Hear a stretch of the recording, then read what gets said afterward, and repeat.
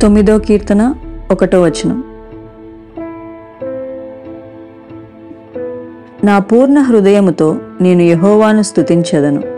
యెహోవా నీ అద్భుత కార్యములన్నిటినీ నేను వివరించెదను. ఆమెన్.